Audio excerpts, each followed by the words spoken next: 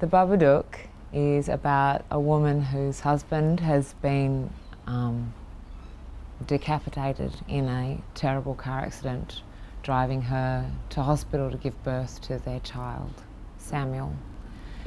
And the film story starts 7 years later, as he's about to turn 7.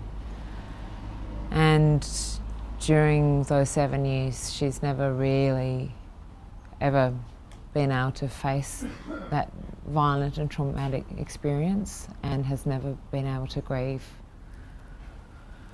has completely repressed everything. And because of that, she's never really been able to love her child either.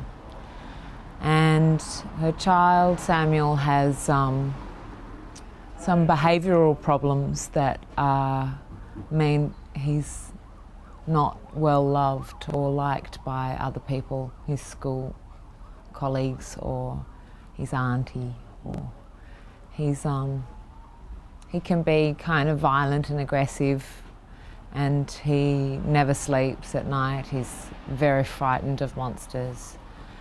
And a book comes into their lives called Mr. Babadook, which is a handmade pop-up book. And it has violent and graphic images of this monster coming out of essentially Samuel's wardrobe and flying down from the ceiling onto a screaming child. And it's got a very scary rhyme going through it. And as much as Amelia tries to get rid of this book, it keeps on coming back into their lives. And Samuel is building weapons, trying to protect his mother from this monster. It's about facing your trauma and facing your grief and expressing your grief, and then knowing that you have to live with that. It's not something that you get out and it's gone away. It's something that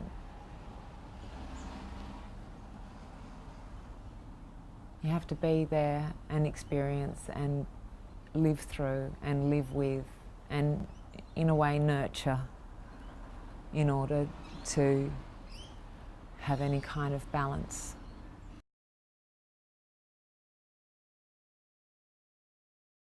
It's incredibly difficult.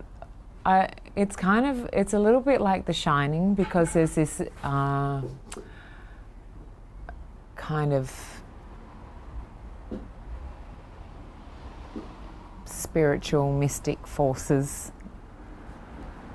and Amelia is like Mum and Dad in The Shining. You know, it's a little bit of Shelley Duvall, a little bit of Jack Nicholson, because she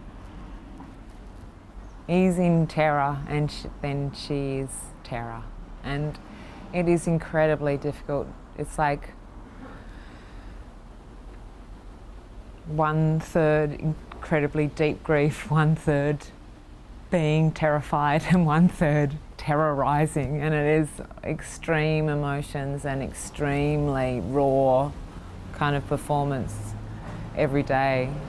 I wouldn't recommend it. I mean, it's a great thing to experience and to be able to do, especially with Jennifer, who's, you know, such a clear guidance through it.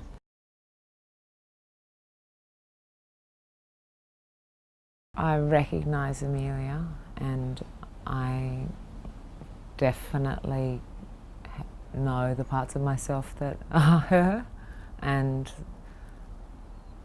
I know lots of people who have parts of her. I can completely relate. In fact, when I auditioned for this, Jen was like, okay, we're doing this thing of giving Samuel some medicine.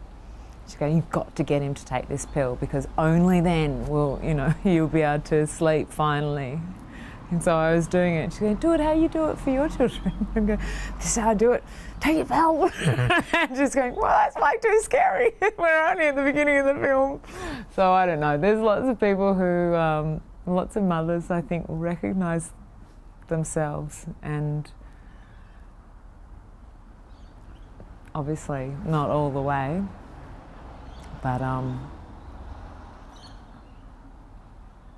Amelia's a beautiful person, and she really does want to love her son, who's also a beautiful person, who's only trying to protect his mother. So, yeah, and it's definitely, the story's from their point of view. It's not, there are outsiders who look at them and look down upon them, and they feel it. But it's like they come through and they can see themselves.